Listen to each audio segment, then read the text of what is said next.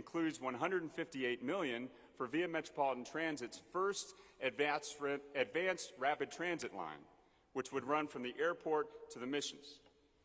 While Biden's recommendation needs congressional approval, it is a giant step forward.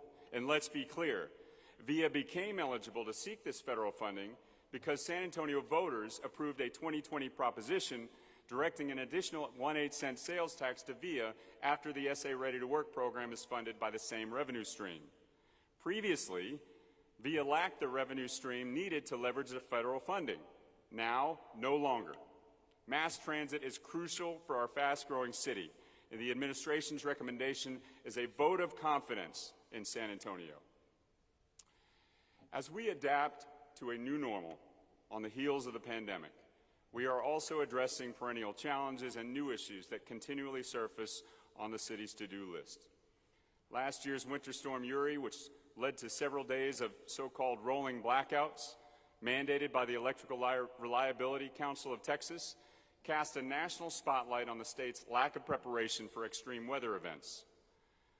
While the state bears responsibility for the brownouts, the crisis unveiled local areas of concern that we've been working to address. Last year, I formed the Committee on Emergency Preparedness. The panel, which was skillfully chaired by former Councilmember Reed Williams, recommended improved communications and weatherization to maintain resiliency in extreme weather events. I also established the Municipal Utilities Committee, chaired by Councilmember John Courage, to increase transparency and communication between City Council and our public utility companies.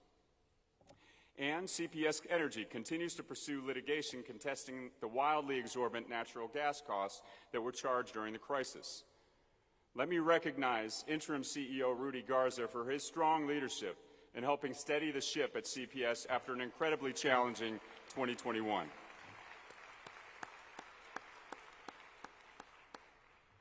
Public safety.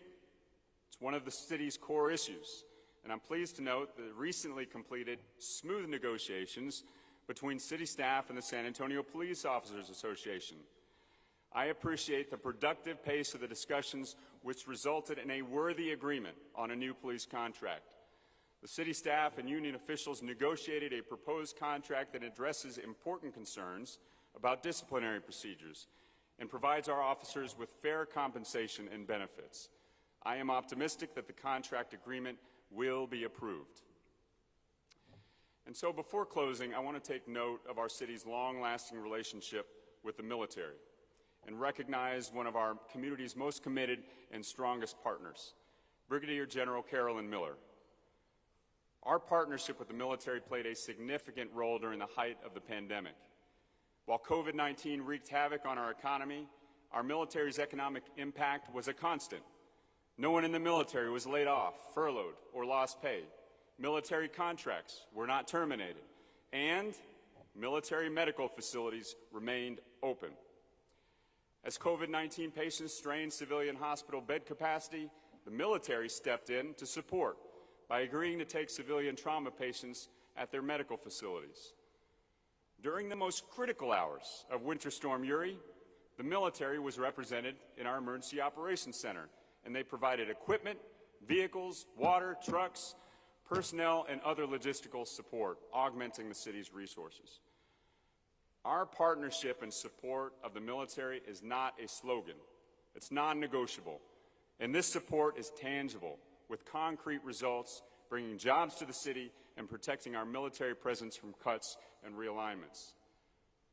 General Miller's tenure as the Joint Base San Antonio commander will come to an end officially on May 3rd, when she will turn over the reins to Brigadier General Russell Driggers. During her time in San Antonio, Carolyn performed her duties superbly and, as I've mentioned, was an essential city partner. There was probably no better way to cap her tenure in San Antonio than the wildly successful return of the Great Texas Air Show that was hosted here this past weekend. So Carolyn, thank you on behalf of our community. You will always have a home in San Antonio, and best of luck in your new assignment, and we hope to see you back here in the future.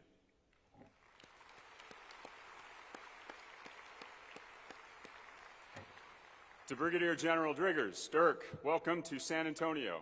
You will find that in our city, there is no fence line, and the military is in our DNA. Know that you have a direct and open line of communication through our Military Transformation Task Force, our Military and Veteran Affairs Department, and with my office. We look forward to working with you and your team. The obstacles of the last 2 years have been unprecedented, but with a unified effort, our community withstood the challenges. In the San Antonio way, we have demonstrated the power of working together as a community, city and county, our medical community and military, businesses and neighborhoods, north side and south side. Yes, Aggies and Longhorns, even Roadrunners and Jaguars. And now, as we devote significant resources to the ongoing pandemic, we are rebuilding and on the road to recovery. I am proud of San Antonio's response and our determination to move forward. As business leaders, you know from experience that success requires staying focused on your mission, even as you confront roadblocks and distractions. Our roadblocks and distractions have been historically disruptive, but we've stayed on the road, moving forward to ensure our children enjoy a prosperous future. Not only have we survived, we are fulfilling our promise to come back stronger than ever. Thank you all very much.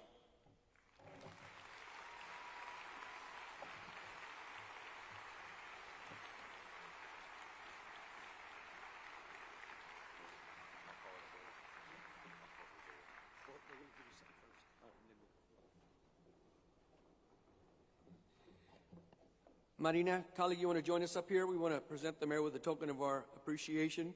Oh, there you are. Good, thank you. So, Mayor, thank you so much for those inspiring words. Clearly, this is a city on the move. Clearly, this is an opportunity for us to grab opportunity and take it to a new level and a new height. So we wanted to thank you and present you with this small token of our appreciation.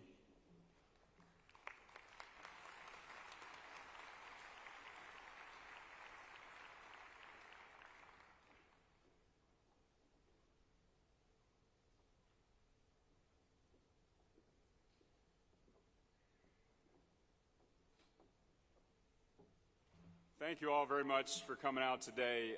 This is a special day, and in addition to the United State of the City address being back, we're launching a trailblazing facility that demonstrates this community's ability to keep its eye on the ball. So, the moment calls from, or a demonstration that goes beyond a typical ribbon cutting, and so I want to ask some folks to come up to the stage now.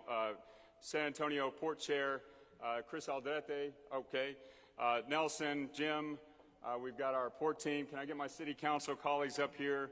We're going to do something special. So we're going to migrate over on this side when we get everybody up on stage.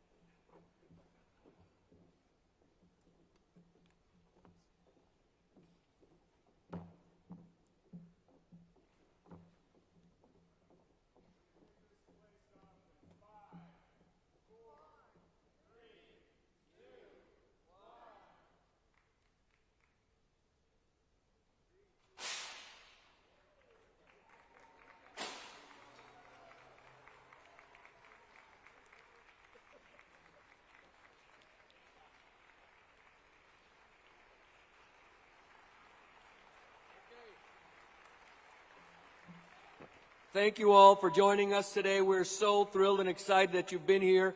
Please come back and utilize this beautiful place.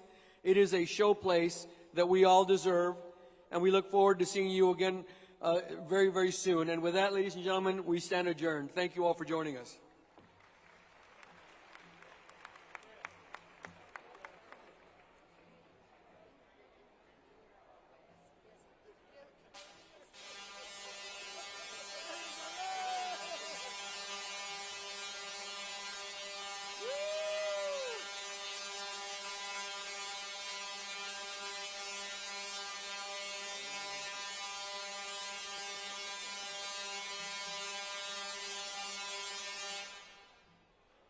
All right, there we go. Now we can close it well. Thank you all for joining us.